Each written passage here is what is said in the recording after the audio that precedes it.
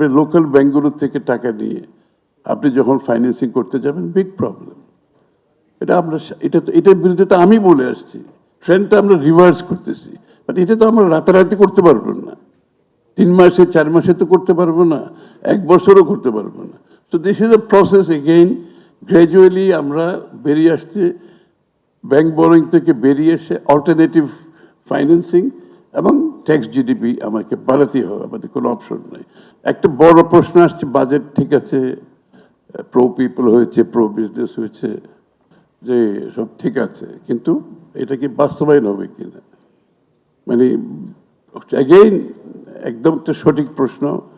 এটা এত বড় একটা বাজেট, একটা রিসোর্স কনস্ট্রেন্ট দেশে, with such low tax GDP and international support is drying out. Dr. Razak correctly বলেছেন যে ODA is drying out. এখন গ্লোবালি কিন্তু এইসব ফাইন্যান্সিং, এইসব সাপোর্ট কমে আসছে। সো আমরা এই একটা সময় কিন্তু এই বাজেটটা করতে হয়েছে, এটা আমাদের এক্সিকিউট করার জন্য। সো হোয়াট ডু ডু, আমরা কি আগের প্রসেসে দেশ চালাবো নাকি নতুনভাবে কিছু চিন্তা করব, এটা হচ্ছে প্রশ্ন। তো আমরা এখন যেটা দেখতেছি, এই ফাইন্যান্সিং প্রসেসটাই, the whole public finance architecture, পুরো পাবলিক ফাইন্যান্স আর্কিটেকচারকে আমরা নতুনভাবে দেখছি। ওই যে IMF লোন দেবে, ওয়ার্ল্ড ব্যাংক লোন দেবে, ADB লোন দেবে, তারপর আমার দেশ চালাবো ওদের উপর ডিপেন্ড করে। আর ট্যাক্স জিডিপি তো আমাদের নিজস্ব ব্যাপার, এটা আমাদেরকে অ্যাড্রেস করতে হবে। তা আমরা দেখছি যে পাবলিক ফাইন্যান্স আর্কিটেকচারের ইস্যুটা আমরা নতুনভাবে অ্যাড্রেস করতেছি। So we have to go for alternative finance. এবং অল্টারনেটিভ ফাইন্যান্স কি, এখন আপনারা দেখেন অ্যাকচুয়ালি যে মাল্টিল্যাটারাল যে ফাইন্যান্সগুলো হতো, এগুলো কস্ট কিন্তু বেড়ে যাচ্ছে, এগুলো কিন্তু ইন্টারেস্ট অনেক বেড়ে যাচ্ছে, এবং এই ইন্টারেস্টের সাথে মার্কেট ইন্টারেস্টের গ্যাপটা কমে আসছে। সুতরাং it is becoming so costly also, যে cost of fund is so high.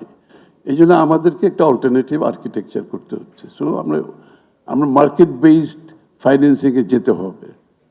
এই জন্য আমাকে বন্ড ইস্যু করতে হবে, আমাকে এই জন্য আমাদেরকে, এই যে আপনারা বলছেন যে আমি ভরসা রাখি হিরন স্মার্ট ওয়াটার পিউরিফায়ারে। লোকাল ব্যাংক থেকে ইনভেস্ট, আপনি লোকাল ব্যাংকগুলোর থেকে টাকা নিয়ে আপনি যখন ফাইন্যান্সিং করতে যাবেন, বিগ প্রবলেম। এটার বিরুদ্ধে তো আমি বলে আসছি, আপনারা যারা আমার বক্তব্য শুনেছেন, লাস্ট 10 years আমি বলে আসছি যে লোকাল ব্যাংক থেকে আপনারা বড় করে your crowding out private sector, and the cost of fund is high. Local bank থেকে বড় করা মানে 10, 11, 12, 13% ইন্টারেস্ট রেট, যেখানে প্রাইভেট সেক্টর সার্ভাইভ করা মুশকিল। এই ইন্টারেস্ট রেটে একটা গভর্নমেন্ট এই ইন্টারেস্টের টাকা নিয়ে কিভাবে সার্ভাইভ করবে, এটা হইতে পারে না তো। সো আমরা চাচ্ছি, এখন ট্রেন্ডটা আপনারা যদি লক্ষ্য করেন, 25, 26 এর সাথে কম্পেয়ার করে 26, 27-এ যে আমরা বাজেট দিয়েছি, এখানে কিন্তু প্রাইভেট ব্যাংক থেকে বড়ই কমে আসতেছে। কিন্তু আমরা এই ট্রেন্ডটা আমরা রিভার্স করতেছি, বাট এটা তো আমরা রাতারাতি করতে পারবো না, 3 মাসে 4 মাসে তো করতে পারবো না, 1 বছরও করতে পারবো না।